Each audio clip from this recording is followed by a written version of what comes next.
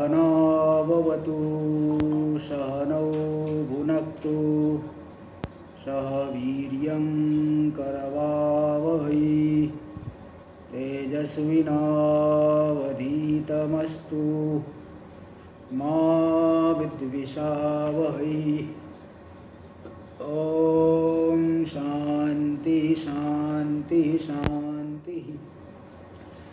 शंकरं शंकराचार्यं केशवं बादरायणं सूत्रभाष्य कृतौ वंदे भगवन्तौ पुनः पुनः।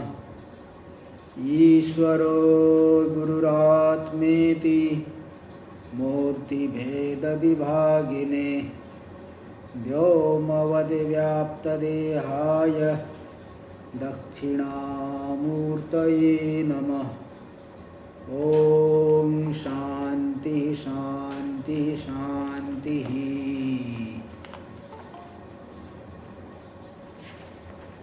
कृष्ण यजुर्वेदीय कठोपनिषद पर हम लोग विचार कर रहे हैं। तो आज जो है इसकी परिसमाप्ति होगी। यहाँ पे सभी जो है अंत में भी विघ्न क्या है सब बताए और योग आदि भी बता दिए और ये बताए कि ज्ञान इंद्रियों का विषय नहीं, इसलिए पहले उसकी असत्ता को मानो फिर विचार करो तो तात्विक रूप से अनुभव होगा। ये सब बता दिया और अंतिम में यहाँ उपदेश दे दिए कि जब सभी ग्रंथियों का भेदन हो जाता है तब मर्त्य अमृत स्वरूप हो जाता है। यही सबसे बड़ा उपदेश है, इतना ही अनुशासन है।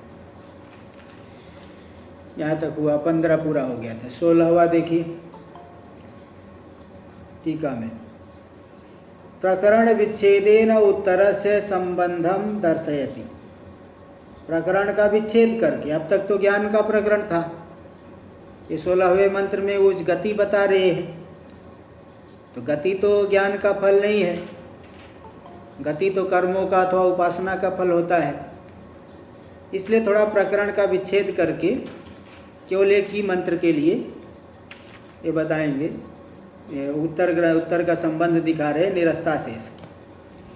निरस्ता शेष विशेष व्यापी ब्रह्मात्म प्रतिपत्त्या प्रभिन्न समस्ता विद्यादि ग्रंथेर जीवत व ब्रह्मभूतस्य विदुषो न गतिर्विद्यते इति उक्तम।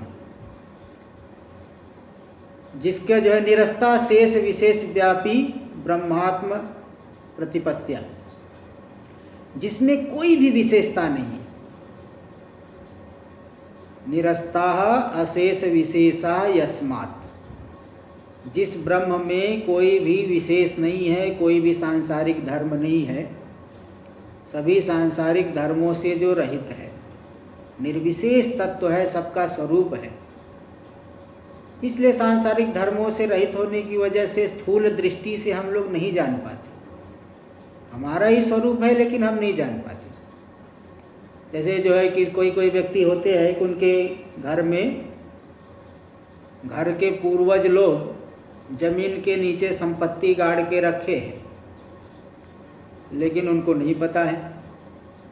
और आजकल भी जो है कहाँ जो है कौन कौन से बैंक में डाल देते हैं। स्विस बैंक में डाल दी, मालूम ही नहीं लोगों को, कोड नंबर ही पता नहीं है तो कहाँ से निकाल पाएंगे। ऐसे यहाँ पे भी देखिए, बस यही बात यहाँ भी है। अध्यात्म में भी यही बात है कि उस ब्रह्म में कोई भी विशेष नहीं है, सांसारिक धर्म नहीं है, इसलिए वो निर्विशेष है। तो उस निर्विशेष जो व्यापी ब्रह्म, व्यापक ब्रह्म की आत्मा के साथ अभिन्नता, ब्रह्मात्म रूपता, ब्रह्म ही आत्म रूप है, उस ब्रह्मात्म की प्रतिपत्ति से, ज्ञान से, जिसकी सभी ग्रंथियों का भेदन हो गया। प्रभिन्न समस्ता विद्यादि ग्रंथेर, जिसकी संपूर्ण अज्ञान आदि ग्रंथियों का भेदन हो गया। प्रभेद, प्रभिन्न हो गई है ग्रंथियाँ। अज्ञान और अज्ञान से जनित जो नाना प्रकार के अहंकार, ममकार, नाना प्रकार के तादात्म्य, शरीर में तादात्म्य, बाह्य पदार्थों में तादात्म्य, बाह्य अध्यास क्या है? पत्नी में अध्यास, पुत्र में अध्यास, संबंधियों में अध्यास। इसलिए तो व्यक्ति जो है कोई सगे संबंधी के कुछ वियोग आदि हुआ तो रोता है। क्यों रोता है? उसका तो कुछ नहीं हुआ, दूसरे का वियोग हुआ है, लेकिन रोएगा कि नहीं मेरा ही संबंधी था। ज़्यादा दृढ़ तादाद में तो मैं ही मारा गया, ऐसे कह देगा। तो ये ग्रंथियाँ है। इसी प्रकार शरीर में अध्यास है, इंद्रियों में अध्यास है, अंतःकरण में अध्यास है, सभी जगह के धर्मों का अध्यास आरोप आत्मा में करता है। तो जब ब्रह्म रूपता की प्रतिपत्ति से समस्त अविद्यादि ग्रंथि का जो है भेदन हो गया है, जीवत एव ब्रह्मभूत से, मरने के बाद ब्रह्मरूप होगा नहीं, जीवित अवस्था में पहले से भी ब्रह्मरूप है, लेकिन जान नहीं पा रहा, तभी जान गया है। ऐसे जो विदुषो न गतिर्विद्यते, उस ज्ञानी की कोई गति नहीं, कोई कर्तव्य नहीं, कहीं आना नहीं, कहीं जाना नहीं, ज्ञान से ही वह व्यापक भाव की प्राप्ति कर लेती उत्तम। इस बात को अभी जो बता दिए थे अत्र ब्रह्म समश्नुते 14वें मंत्र में बताए। 2 मंत्र पहले ही बताए, अत्र ब्रह्म समश्नुते, यहाँ पे बता दिए कहीं जाना जाना नहीं, यही पे ब्रह्म भाव की प्राप्ति कर लेते इति उक्तत्वा। और बृहदारण्यक में भी है न तस्य प्राणा उत्क्रामन्ति, उस ज्ञानी के प्राण सूक्ष्म शरीर उत्क्रमण को नहीं प्राप्त करता, लोकांतर को नहीं जाता। ब्रह्मैव सन ब्रह्माप्येति, पहले से ही ब्रह्म होता हुआ ब्रह्म भाव की प्राप्ति कर लेता है। इति श्रुत्यंतराच्य, ये अन्य श्रुति भी इसमें प्रमाण है। किंतु ये पुनर्मंद ब्रह्मविदो, किंतु जो लोग मंद ब्रह्मवेत्ता लोग हैं, मंद ब्रह्म का विशेषण है जानने वाले, यानी ठीक से ब्रह्म को नहीं जानते, मंद, ठीक से विवेचन नहीं कर पाए, मंद ज्ञानी लोग हैं वो। ब्रह्मविद विचार कर रहे लेकिन जान नहीं पाए, तो मंद ब्रह्मवेत्ता लोग हैं। जैसे कोई पढ़ने वाला विद्यार्थी तो है लेकिन बड़ा मंद विद्यार्थी है, तो मुश्किल जो है बड़े ही 35% पा करके पास हो रहा है। ऐसे मंद ब्रह्मवेत्ता लोग हैं। विद्यांतरशीलिनश्च, और कोई अन्य उपासना करने वाले लोग हैं, तो ब्रह्मलोक भाजो, ब्रह्मलोक जाएंगे। एच तद विपरीता संसार भाजन, और इसके विपरीत जो लोग इसी संसार के भागी है, पुण्य कर्म नहीं किए हैं, पाप कर्म की अधिकता इसी संसार में निम्न योनियों की प्राप्ति करेंगे। तेषाम एष गति विशेषा उच्यते, उनके लिए ये गति विशेष बताई जा रही। देखो जो मंद ब्रह्मविदा का ये अर्थ लेना, जो गीता में भी कहा गया योग भ्रष्ट वाली बात आई। योग भ्रष्ट हो गया मतलब संशय विपर्यय से रहित आत्मा को नहीं जान पाया, तो योग भ्रष्ट है, इसलिए उसका भी गमन तो होगा। ऊपरी लोकों को जा करके फिर जो है फिर आएंगे मनुष्य शरीर, ब्राह्मण आदि शरीरों में जन्म होगा। ते जो ज्ञानी ज्ञान साधना तो कर रहे हैं लेकिन लक्ष्य तक नहीं पहुंच पाए, उनका भी गमनागमन होगा। दूसरा बता दिए कि जो सगुण ब्रह्म के उपासक है, संवर्ग विद्या, दहर विद्या, अंग्रोपासना करे, वो भी ब्रह्मलोक जाएंगे, वहाँ से भले मुक्त हो जाए। और जो कर्मी लोग हैं स्वर्ग जाएंगे, उनका भी तो गमनागमन होगा। और जो शास्त्रीय कर्म भी नहीं करने वाले लोग हैं, केवल लौकिक कर्म ही कर रहे हैं, है ना, आहार निद्रा ये सब में ही लगे हुए हैं, उनका तो यही लोक में ही मरेंगे, इस निम्न योनियों में जाएंगे।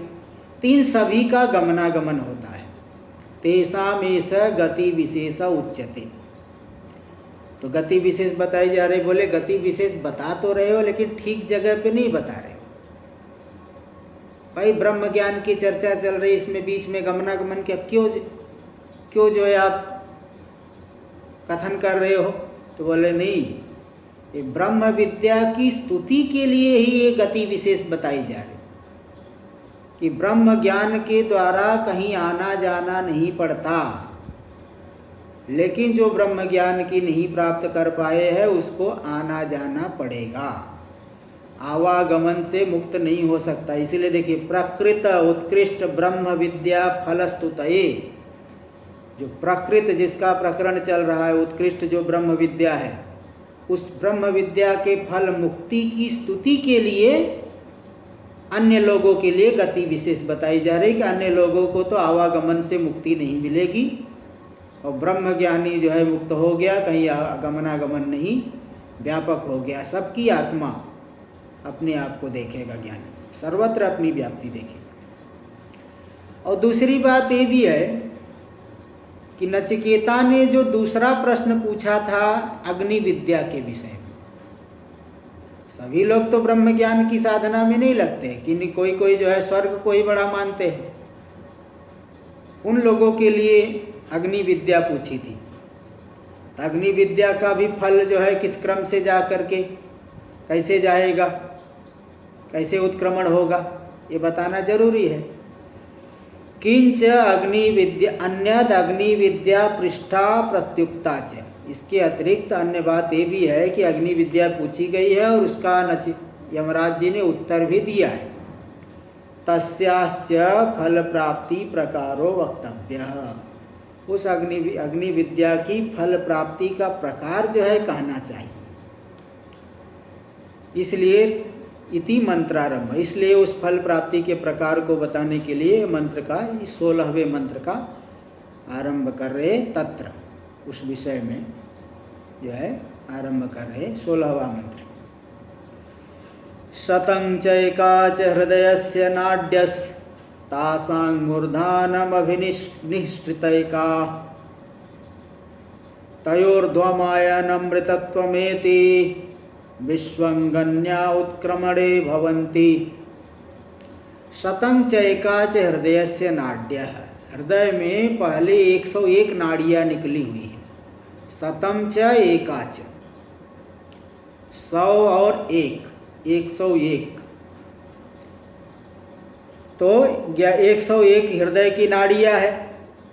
तासाम, उन 101 नाड़ियों के बीच में एक नाड़ी मूर्धानव अभिनिश्रित एका, मूर्धानव अभिनिश्रिता एका, एक नाड़ी, उन सभी 101 नाड़ियों के बीच में एक नाड़ी मूर्धा, मूर्धा यहाँ पे है ना, यही से भाई जो है, जो ही बताया था 3 हड्डियों का जोड़ है यहाँ पे, जहाँ पे इधर शिखा रखते हैं, बड़ी सी शिखा रखते हैं, तो यहाँ मूर्धा है। तो ये जो सहस्रार चक्र, तो वो जो है क्या है कि 101 नाड़ियों में से एक जो सुषुम्ना नाम की नाड़ी है, वो यहाँ से यहाँ आई है।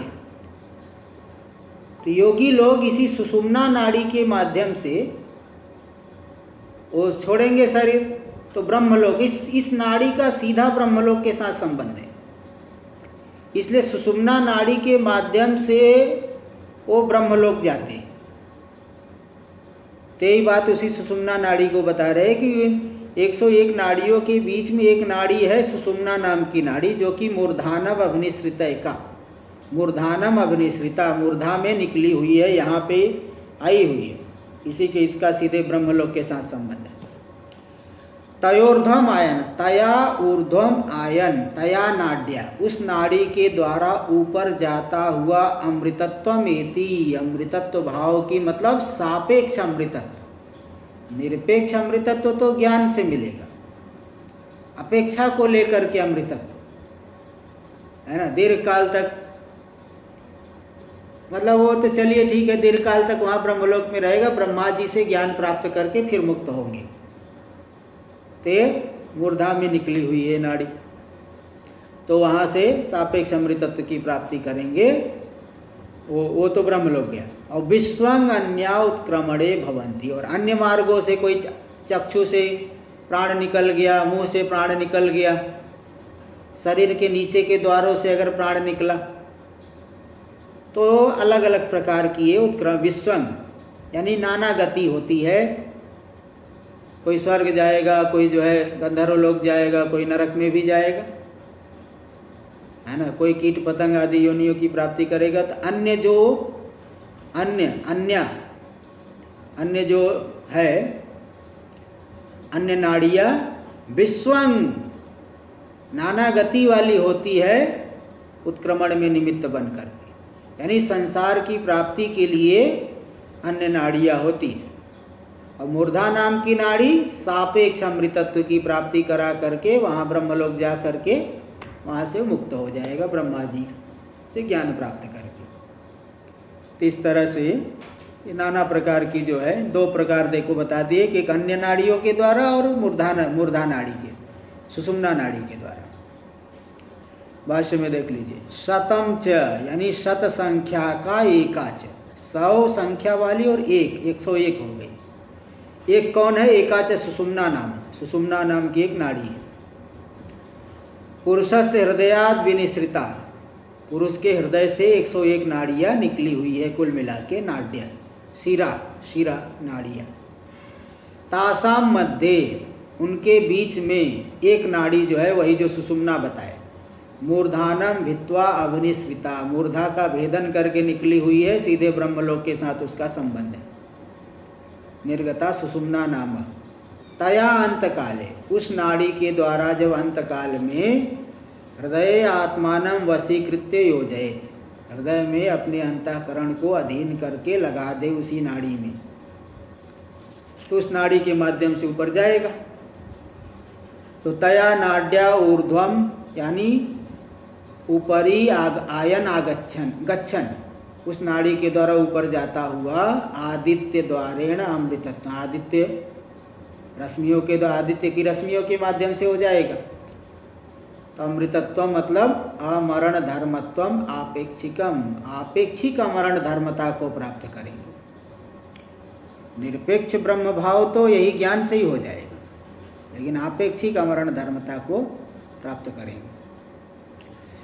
तो आभूत, क्योंकि देखिए स्मृति है, विष्णु पुराण में मंत्र श्लोक आया है, आभूत संप्लवम स्थानम अमृतत्वम ही भाष्यते। आभूत संप्लव, भूतों का पूरे जो है भूतों का संप्लव, यानी ब्रह्मा जी का एक दिन जब पूरा हो जाएगा तो पूरे भूतों का लय हो जाएगा। यही अमृतत्वम ही भाष्यते, यही है अमृतत्व। अथवा ब्रह्मा जी की आयु तक वहाँ तक रहेंगे। भूतों का पूरा प्रलय होना, प्राकृत प्रलय ले लीजिए, तो ब्रह्मा जी की आयु तक वो वहाँ रहेंगे। इसके बाद फिर ज्ञान प्राप्त करके, वो मतलब पहले ही ज्ञान प्राप्त कर लिए, वहाँ तब तक रहेंगे, इसके बाद मुक्त हो जाएंगे। आभूत संप्लवम स्थानम अमृतत्वम ही भासते, भूतों का प्रलय होने तक वहाँ स्थित रहना, यही अमृतत्व कहा गया है। ये मतलब सापेक्ष अमृतत्व, स्मृति, ये विष्णु पुराण में आ गया। ब्रह्मणावास कालांतरेण मुख्यम अमृतत्वम एति, अथवा ब्रह्मा जी के साथ में बाद में जाकर के मुख्य अमृतत्व प्राप्त कर लेंगे। तो सीधे नहीं मिला, मतलब तुरंत नहीं मिला, कालांतर में मिलेगा इनको, अंग्रोपासना करके जो गए। तो वहाँ रहेगा, क्या खाएगा? बोले नहीं, वहाँ का जो भोग है वहाँ का भोग तो मिलेगा ही जब तक रहेंगे। भुक्त्वा भोगान अनुपमान ब्रह्मलोक गतान, ब्रह्मलोक में होने वाले अनुपम भोगों को भोग करके फिर ब्रह्मा जी के साथ में कालांतर में मुख्य अमृतत्व की प्राप्ति कर लेंगे। ये तो सुषुम्ना नाड़ी से जाने पर हुआ। और अन्य विश्वंग नानाविध गतयो अन्या नाड्या उत्क्रमणे निमित्तम भवत, अन्य नाड़ियाँ जो है नाना गति वाली अन्य नाड़ियाँ है, उत्क्रमण में निमित्त बनती है, मतलब संसार प्रतिपत्त्यर्था एवं भवंती इत्यर्थ। अन्य नाड़ियों से उत्क्रमण करेंगे तो संसार की ही प्राप्ति होगी, ये बता दिए। टीका में देख लीजिए थोड़ा सा, यद भाणी भास्करेण, जो भास्कर के द्वारा कहा गया, भेदा भेदवादी, भास्कर भेदा भेदवादी वो भास्कर, प्रकरणात् ब्रह्मविद विषय वयम गति, बोले देखो ब्रह्म का प्रकरण आ रहा था और ब्रह्म के प्रकरण में गति आई है तो ब्रह्म ज्ञानी की ही गति है, ब्रह्म ज्ञानी ही जाएगा। ऐसा वो भास्कर के द्वारा कहा गया। भास्कर ने अपने ग्रंथों में लिखा इति, यहाँ सिद्धांति करा तद असद, वो जो आप कह रहे बिल्कुल गलत बात है। क्योंकि गति श्रवणेन लिंगेन परिच्छिन्ने गमन योगी अस्या गति संबंधावगमी, गति श्रवण रूपी लिंग को देख करके, लिंग जो अर्थ प्रकाशन सामर्थ्य लिंग, अभी मीमांसा परिभाषा में देखो ये सब बातें आई थी। लिंग क्या है? अर्थ, शब्द का अर्थ प्रकाशन सामर्थ्य। तो गति जब सुनी जा रही है तो व्यापक में तो गति होती नहीं भाई। आकाश को हिला दोगे क्या? आकाश को कभी कोई हिला पाया है? तो जो व्यापक में आना जाना नहीं बनता है। इसलिए गति श्रवण रूपी लिंग के द्वारा गमन योग्य अस्या गते संबंधावगमे सति, तो जहाँ गमन की योग्य में ही गति का संबंध बनेगा, जो परिच्छिन्न लोकों में। इसलिए ऐसा ज्ञान होने पर दुर्बलेन प्रकरणेन ब्रह्मविद प्रकृत ब्रह्मविद संबंधानुपत्ति, तो प्रकरण भले ब्रह्म ज्ञान का चल रहा है लेकिन लिंग प्रमाण प्रकरण प्रमाण से ज़्यादा बलवान होता है। ये मीमांसा वाले देखो जो पढ़े हैं, अभी मीमांसा परिभाषा में जो लोग बैठे हैं वो समझ सकते हैं। देखो बताया था छह श्रुति लिंग वाक्य प्रकरण स्थान समाख्या, प्रकरण चौथा प्रमाण है और लिंग द्वितीय प्रमाण। तो बाद वाले दुर्बल होते, पहले वाले प्रबल होते। लिंग प्रमाण दूसरा है वो ज़्यादा बलवान है, प्रकरण चौथा है दुर्बल है। तो दुर्बल प्रकरण से जो है प्रकृत ब्रह्म ज्ञानी का गति के साथ संबंध नहीं हो, क्योंकि लिंग प्रमाण से यही सिद्ध हो रहा है कि व्यापक में गमनागमन नहीं होता है। इसलिए ब्रह्म ज्ञानी की गति नहीं है, बल्कि उपासक, कर्मी और विषयी पुरुषों की गति है बताई जा रही। उपासक की गति मूर्धा के द्वारा और अन्य नाड़ियों के द्वारा जाएगा तो अन्य की गति। नाड्यांतराणामपि तत्संबंध प्रसंगात, विश्व यानी नाना गते दे दिए ना, अर्थ बताए देखो।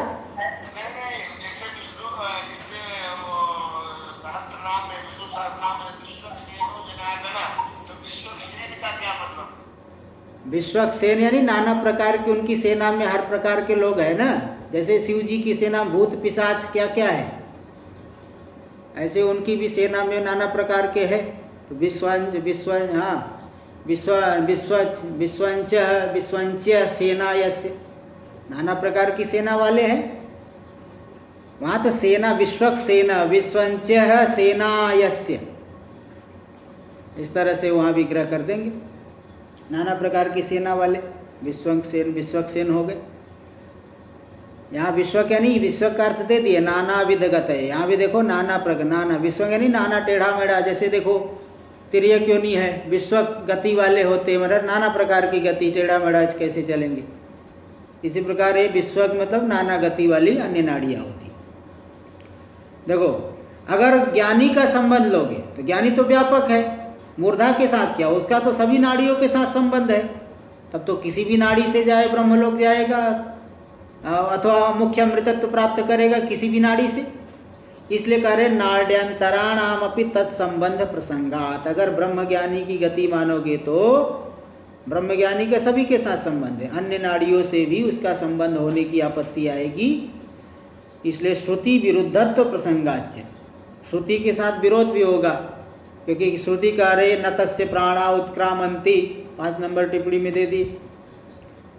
ब्रह्म सस्त्वा अमृतत्वमेति, ब्रह्म में सम्यक रूप से स्थित हो गया है तो अमृतत्व की प्राप्ति कर लेते हैं।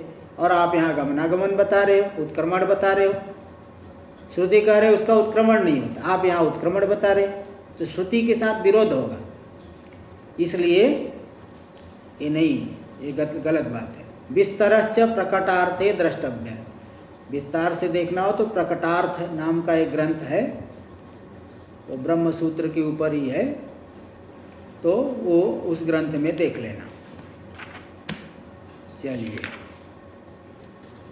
इदानीम सर्ववल्यर्थोपसंहारार्थम, फिर से जो है सभी संपूर्ण वल्ली के अर्थ को, संपूर्ण वल्ली के अर्थ का उपसंहार करने के लिए एक मंत्र यहाँ भी दे रहे हैं, अंतिम मंत्र। मंत्र देखिए, अंगुष्ठ मात्र पुरुषोन्तरात्मा सदा जनानां हृदये सन्निविष्टः तं स्वाच्छरीरात् प्रबृहेत् मुञ्जादिवेशिकां धैर्येण तं विद्यात् शुक्रममृतं तं विद्यात् शुक्रममृतमिति। अंगुष्ठ मात्र पुरुषोन्तरात्मा, अंगुष्ठ मात्र पुरुष, पेज नंबर 94-95 पे भी ये बात आई थी। अंगुष्ठ मात्र पुरुष की चर्चा वहाँ पे आई थी। हृदय में जो है अंगुष्ठ परिमाण का आकाश, उसमें जो है अंतःकरण है, अंतःकरण में अभिव्यक्त हो रहा है, इसलिए वो अंगुष्ठ मात्र है। तो पूरे संसार में सब जगह व्यापक है, लेकिन वहाँ विशेष अभिव्यक्ति को लेकर के अंगुष्ठ मात्र पुरुष कह दिया। अंतरात्मा, सभी प्राणियों की अंतरात्मा है, हमारा स्वरूप है। सदा जनानां हृदय सन्निविष्टः, सभी प्राणियों के हृदय में सदा सन्निहित है, हमेशा वहाँ पे सन्निहित है, अभिव्यक्त हो रहा है, सभी अवस्थाओं को जान रहा है वहाँ से। हाँ, तम स्वाद शरीरात प्रबृहेत, उसको अपने शरीर से अलग करके, पृथक करके जान लो, विवेचन करके जान लो। जैसे मुंजादेव ईशिकाम धैर्येण, जैसे मुंज घास से चटाई बनाने के लिए उसके डंठल को, पत्तों को अलग कर देता है सावधानी से। बड़े उसके नुकीले पत्थर, तीक्ष्ण पत्ते रहते हैं, सावधान नहीं रहेगा तो उसकी अंगुली कट जाएगी, और ज़्यादा जोर लगाएगा तो डंठल टूट जाएगा। तो जैसे मूंज घास की डंठल को बड़े सावधानी से निकालते हैं, हाथ भी न कटे और डंठल भी खराब न हो। इसी का यानी वही डंठल जिससे चटाई बनाएंगे। तो जैसे वो धैर्य से उसको निकालते हैं, इसी प्रकार बड़े ही धैर्य से, विवेक से ये तीनों शरीरों से आत्मा को अलग करके जान ले। तो तम विद्या शुक्रम अमृतम, उस आत्मा को जो शोधित तम पदार्थ है उसको शुद्ध रूप से जाने, अमृत स्वरूप है। तम विद्या शुक्रम अमृतम, वही शुद्ध अमृत स्वरूप हो गया, परमात्मा से अभिन्न है वह। इति 2 बार दे दिए उपनिषद की परिसमाप्ति के लिए। अगला मंत्र तो केवल एक कथानक संबंध दिखा देंगे कि वो नचिकेता ने प्राप्त कर लिया। देख लीजिए भाष्य में, अंगुष्ठ मात्र पुरुषो, वह पुरुष कैसा? अंगुष्ठ मात्र परिमाण में, हृदय में जो अंगुष्ठ मात्र आकाश उसमें अभिव्यक्त हो रहा है, इसलिए अंगुष्ठ मात्र पुरुष है तो पूरे ब्रह्मांड में, लेकिन वहाँ विशेष अभिव्यक्ति हो रही। अंतरात्मा, सभी प्राणियों के अंतरात्मा है। सदा जनानाम संबंधिनी हृदय सन्निविष्टो, सभी जो है लोगों के संबंधी हृदय में सदा सन्निविष्ट है। यथा व्याख्याता, जिसकी व्याख्या हम लोग पेज नंबर 94-95 पे देख चुके हैं, विस्तार से जाके वही देख सकते हो। तो तम स्वाद यानी आत्मीयात शरीरात प्रबृहेत, उसको अपने शरीर से अलग करके जान ले, विवेक करके, निकाल करके, शरीर आदि 5 कोशों से अलग करके जाने। बृहोद्यमने धातु से बना है, इसलिए प्रबृहेत मतलब उत्यच्छेद, निष्कर्षेत, पृथक कुर्यात, उसको निकाल करके, पृथक करके जाने। किमी हुई तो उच्चते, बोले किस प्रकार से अलग करके जान ले, कोई जरा दृष्टांत बता दो। तो बता दिए, जैसे मूंज घास से ईशिका को, डंठल को निकालते हैं, उसके समान। मुंजादेव ईशिकाम अंतस्थाम, जैसे मूंज घास के भीतर अंतस्थ जो डंठल है, ईशिका है, उसको धैर्येण अप्रमादेन, बड़े ही अप्रमाद से, सावधानी से उसको निकालते हैं। इसी प्रकार यहाँ भी बड़े ही धैर्य के साथ विवेचन करते जाना है। तम स्व शरीरात निष्कृष्टम चिन्मात्रम, तो जो शरीर आदि से पृथक करके जान लिए, निष्कृष्ट चिन्मात्र है, वो निष्कृष्ट हो गया, वो चिन्मात्र, उसको चिन्मात्र रूप से जाने, वही परब्रह्म रूप है। शोधित तम पदार्थ और तत्पदार्थ में एकता, चिन्मात्र ही एकता है, और क्या है? चिन्मात्री जाने विजानीयात। शुक्रम अमृतम यथोक्तम ब्रह्म इति, यथोक्त ब्रह्म रूप जो शुद्ध है, अमृत स्वरूप है, ऐसा जाने। यानी शोधित तम पदार्थ को तत्पदार्थ, शोधित तत्पदार्थ से अभिन्न रूप से जाने। अभेद ज्ञान से मुक्त हो गया। फिर जो 2 बार आया तम विद्या शुक्रम अमृतम, तम विद्या शुक्रम अमृतम, ये 2 बार द्विर्वचनम उपनिषद परिसमाप्त्यर्थम और इति शब्दस्य, इति शब्द भी उपनिषद की परिसमाप्ति के लिए। अब ये जो आख्यायिका आई थी उसका अंतिम में संबंध दिखा दे रहे हैं। विद्या स्तुत्यर्थोयम आख्यायिका, आख्यायिका अर्थोपसंहारो अधिना उच्यते। अभी जो आख्यायिका के अर्थ का उपसंहार जब आप बता रहे हैं विद्या की स्तुति के लिए, कि ऐसा नहीं कि सुन लिया एक कान से दूसरे कान से निकाल दिया। नचिकेता ने उसको जो है उस तत्व को जान लिया। बताओ कितना विवेकी था कि बड़े बड़े प्रलोभन में नहीं पड़ा। यहाँ तो साधारण व्यक्ति छोटे से प्रलोभन में पड़ जाता है। हाँ, छोटे प्रलोभन में ही वो डूबे रहता है। लेकिन वो देखो सब पूरा ब्रह्मलोक पर्यंत विरक्त था। इसलिए विद्या की स्तुति के लिए मंत्र देखिए 18वां। मृत्यु प्रोक्तांग नाचिकेतोऽथ लब्ध्वा विद्यामेतांग योग विधिं च कृष्णं ब्रह्म प्राप्तो विरजो भूत विमृत्युरन्योप्येवं यो विदध्यात्ममेव। नाचिकेतो, नचिकेता को ही नाचिकेता कह दिया। तो नचिकेता ने मृत्यु प्रोक्ताम एताम विद्याम योग विधिम च कृष्णम लब्ध्वा, नचिकेता ने मृत्यु यानी यमराज जी के द्वारा बताई गई, कही गई, प्रकृष्ट रूप से कही गई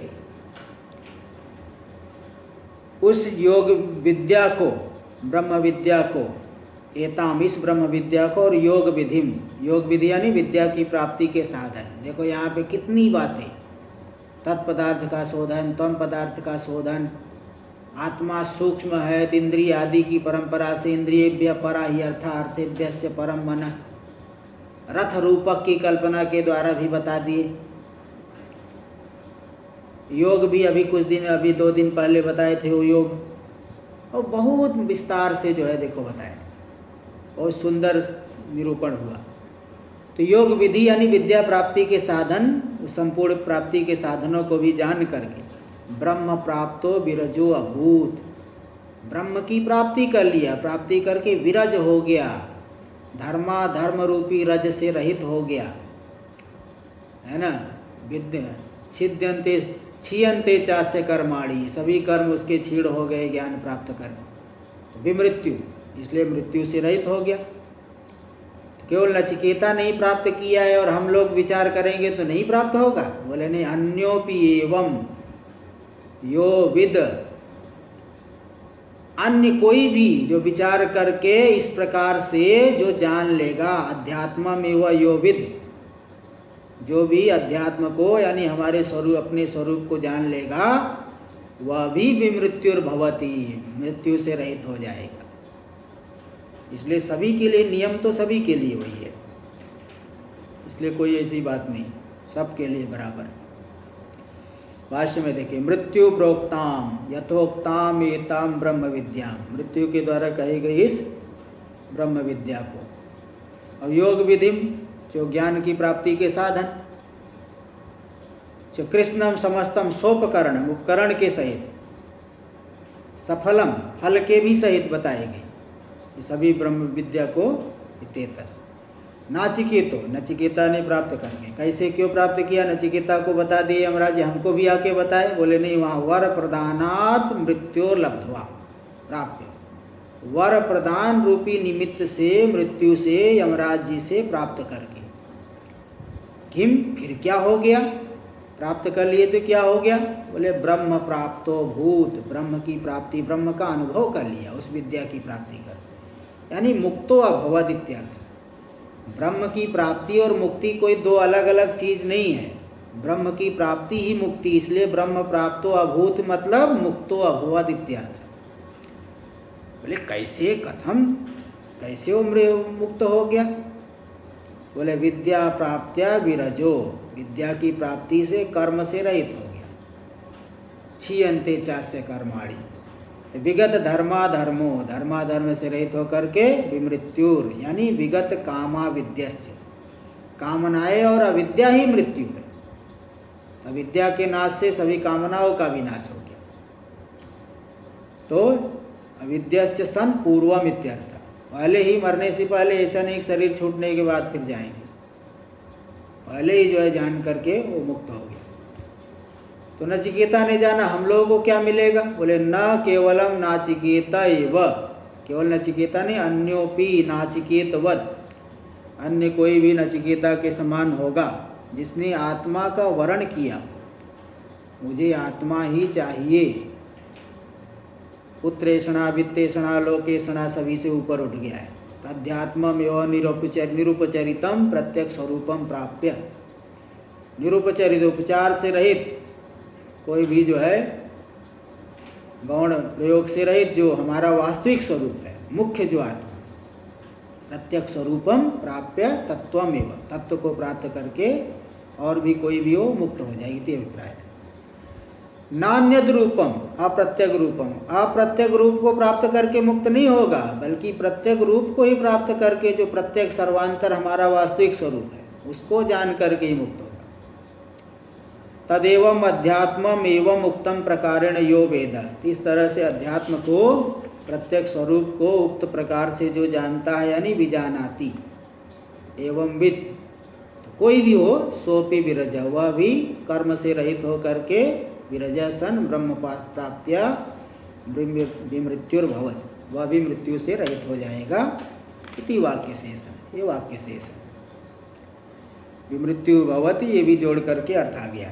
टीका में देख लीजिए, अध्यात्मम का क्या अर्थ है, आत्मानं देहम अधिकृत्य वर्तते इति अध्यात्म, देह में अधिकृत हो करके जो रहता है, देह के भीतर, देह में उसके अधिष्ठान रूप से जो रहता है वो अध्यात्म हो गया। तो ऐसे जो अध्यात्म यानी प्रत्यक्ष स्वरूपम एवं ब्रह्म प्राप्त्य विमृत्युर्भवति, उस प्रत्येक स्वरूप ब्रह्म का अनुभव करके मृत्यु से रहित हो जाता है। नान्यद रूपम अर्चिरादि मार्ग ग्रम्यम प्राप्त, अर्चिरादि मार्गों के इसके द्वारा प्राप्त होने वाले ब्रह्मलोक है, अन्य लोक है, उसको प्राप्त करके मृत्यु नहीं होगा। क्यों? क्योंकि संयोग से वियोगावसानत्वात्, संयोग हुआ है तो वियोग भी होगा। संयोगो भी प्रयोगांतः मरणांतम ही जीवनम, जीवन हुआ है तो मरण भी होगा, संयोग हुआ है तो वियोग भी होगा। संयोग का पर्यवसान वियोग में होता है, इसलिए जाएगा, गमन करके जाएगा तो वहाँ से पतन भी होगा। इसलिए ज्ञान प्राप्त करे, चाहे कहीं भी प्राप्त करे, वो ज्ञान प्राप्त करके तो मुक्त हो जाए। एवं शब्द से विद शब्देन स संबंध एवं विद, मंत्र में आया विमृत्युर अन्योपि एवं यो विद अध्यात्मम एवं विद यो, जो इस प्रकार से अध्यात्म को जानने होते, एवं विद के साथ अन्वय कर, जो इस प्रकार से अध्यात्म को जान लेता है वह मृत्यु से रहित हो जाता है। इस तरह से अब अंतिम में हम लोग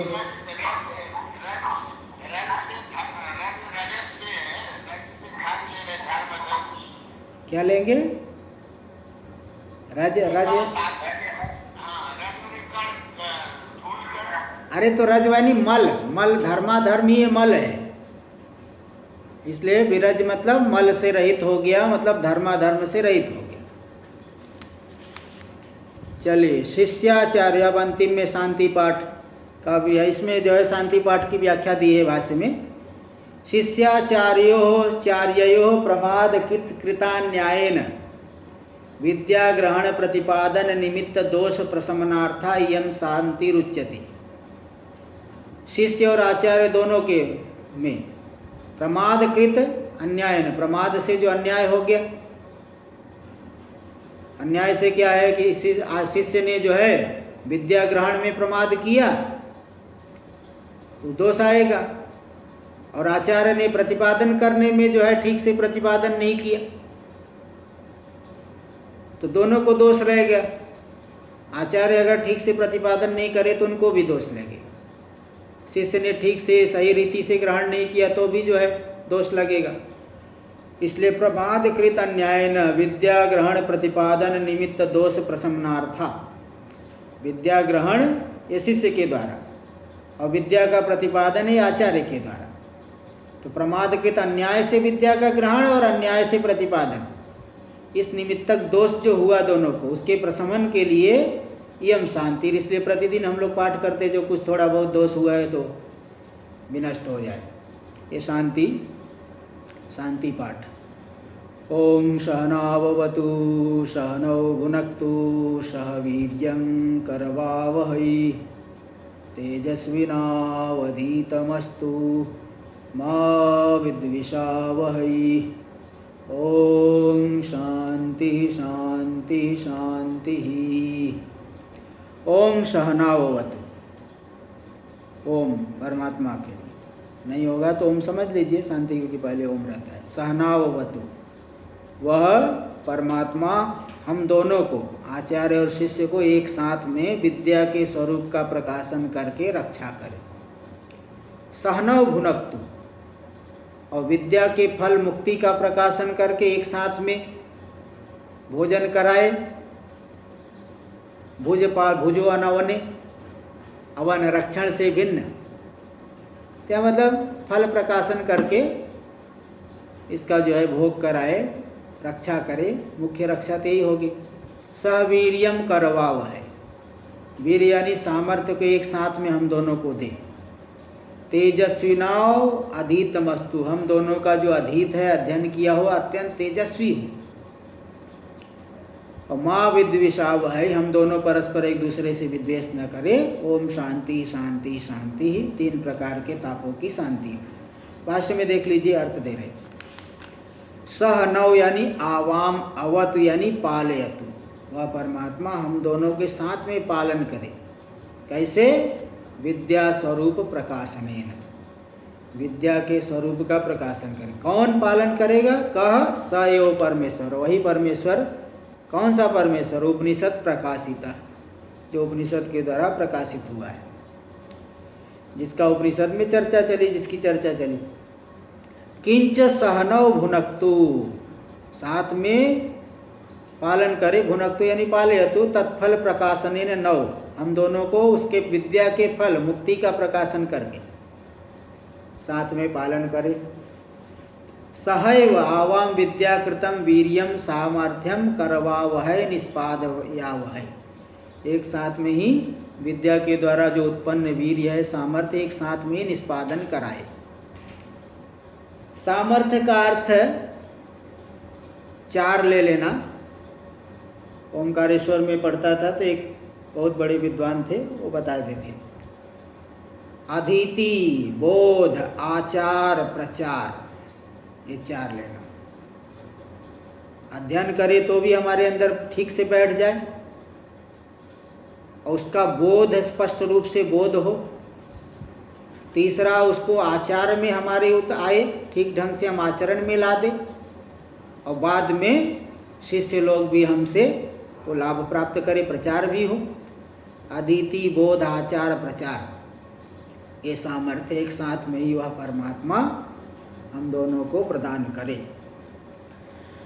किंच तेजस्विनो, तेजस्विनो, ये तेजस्विनो की जगह तेजस्विनो पाठ है, इसलिए छांदस एक मान करके अथवा तेजस्वी नौ अलग अलग करके 2 अर्थ करेंगे। पहला अर्थ देखिए, किंतु तेजस्विनो यानी तेजस्विनो हो, ऐसा षष्ठी 2 वचन ले लीजिए। आवयोर, हम जो दोनों तेजस्वी है, आचार्य शेष हम दोनों जो तेजस्वी है, उनका यद अधीतम, हमारा उनका हम दोनों का, उन हम दोनों का जो अधीत है, जो अध्ययन किए, स्वधीतम अस्तु, अच्छा सम्यक अधीत हो, सम्यक अधीत हो जाए। अथवा तेजस्वी और नौ पद को अलग कर लो, ठीक है। नो नौ है, नो कैसे कर दिए, नो कैसे कर दी, इसलिए अलग अलग कर दिया। अथवा तेजस्वी नौ, नौ यानी आवाभ्याम, हम दोनों के द्वारा यद अधीतम, जो अध्ययन किया गया, वह तेजस्वी हो, तुरंत हमें स्फुरण हो, जीवन में उतरे, इसलिए करे तद अतीव तेजस्वी यानी वीर्यवद अस्तु, अत्यंत सामर्थ्य वाला। ऐसा नहीं कि जब तक सुन रहे बस ठीक है, इसके बाद तो जैसे बताते हैं ना, जब तक सत्संग हॉल में है तब तक तो ब्रह्म मान रहे, बाहर निकल के झगड़ा करने लग गए, ऐसा न हो। माँ विद्विषाव है, हम दोनों परस्पर विद्वेष न करें। कौन कौन? शिष्याचार्यो, अन्योन्यम एक दूसरे से विद्वेष न करें। प्रमाद कृत अन्याय अध्ययन अध्यापन दोष निमित्तम द्वेषम माँ करवाव है। प्रमाद से किया गया जो अध्ययन और अध्यापन बता दिया, न्याय से अध्ययन नहीं किया शिष्य ने और आचार्य ने लापरवाही से प्रतिपादन किया, कुछ छूट गया, तो प्रमाद को लेकर के जो अध्ययन अध्यापन को से दोष आया, उस दोष निमित्तम द्वेषम माँ करवाव है, हम न करें इत्यर्थ। ओम शांति शांति शांति रीतिर त्रिवचनम सर्वदोषोपशमनार्थम। ये जो 3 बार वचन आया संपूर्ण दोषों की शांति के लिए, संपूर्ण तापों की शांति के लिए ओम इति, शांति पूरा हुआ। अभी बता देता हूँ इसका जो षड्विध लिंगों से समन्वय। तो उपक्रम में जो नचिकेता ने तीसरे प्रश्न में 2 बार प्रश्न किया, ये यम प्रेते विचिकित्सा मनुष्य अस्तित्व के नायम अस्तित्व चाहिए, और दूसरी बार इसी प्रश्न को भिन्न शब्दावली में किया, अन्यत्र धर्माद अन्यत्र धर्माद अन्यत्र अस्मात् कृता कृतात्। तो आत्मा को ही पूछा, ब्रह्म को ही पूछा, तो उपक्रम हो गया। और उपसंहार में अभी आया अंगुष्ठ मात्र पुरुषोत्तरात्मा, अभी जो मंत्र आया 17वां मंत्र, इसमें भी देखिए ब्रह्म को बता दिए जो हृदय में सन्निविष्ट है, उपसंहार हो गया। और अभ्यास के तो बहुत मंत्र आप देखेंगे ब्रह्म पर, न जायते म्रियते वा विपश्चित अशरीरम शरीरेषु अनवस्थेषु अनवस्थितम महांतम विभुमात्मानं मत्वा धीरो न शोचति नित्यो नित्यानाम चेतनश्चेतनानाम अस्तित्व उपलब्धव्य। ये सब अभ्यास में बहुत जगह देखो ब्रह्म का ही कथन हुआ। अपूर्वता क्या है? अपूर्वता भी अभी नयो वाचा न मनसा प्राप्तुम शक्यो न चक्षुषा, 12वां मंत्र भी आया था। यह अपूर्वता है, किसी भी ज्ञानेन्द्रीय कर्मेंद्रीय का वह विषय नहीं है। और पहले भी अशब्दम अस्फुर अरूपम अस्पर्शम अरूपम अव्ययम तथा नित्यम अगंधवच्चयत, किसी भी जो है सांसारिक धर्मों से रहित है, अपूर्वता हो। फल क्या है अभी दिखा दिए, ब्रह्म प्राप्तो विरजो अभूत विमृत्युरन्योप्य एवं योविद अध्यात्ममेव। ब्रह्म प्राप्त करके विरज हो जाता है, विमृत्यु हो जाता है, फल बता दिए।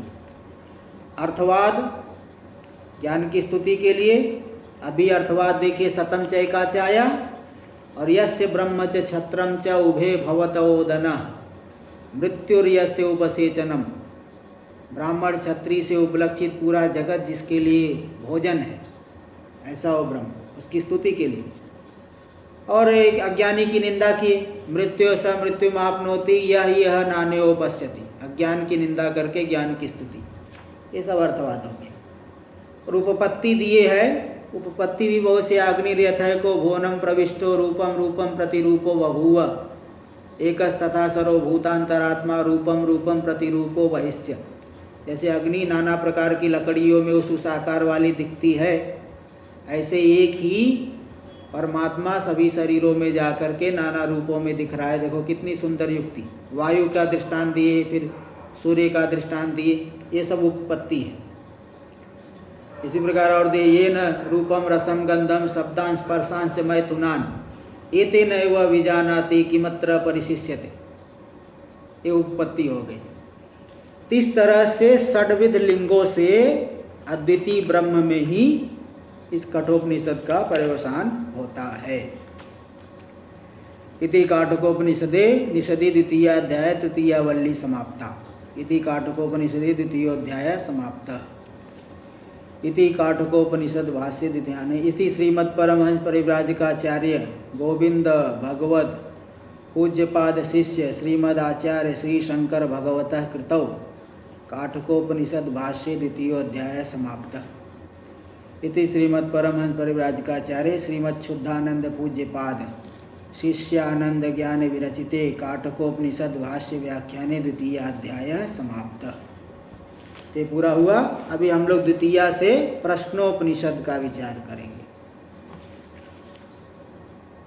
ओम सहनाववतु सहनौ भुनक्तु सह वीर्यं करवावहै तेजस्विनावधीतमस्तु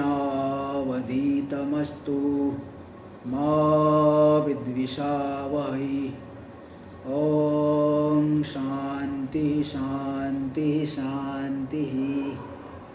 शङ्करं शङ्कराचार्यं केशवं बादरायणं सूत्रभाष्यकृतौ वन्दे भगवन्तौ पुनः पुनः।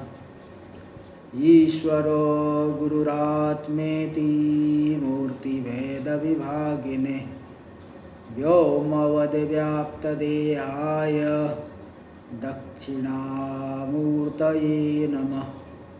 ॐ शान्ति शान्ति शान्तिः।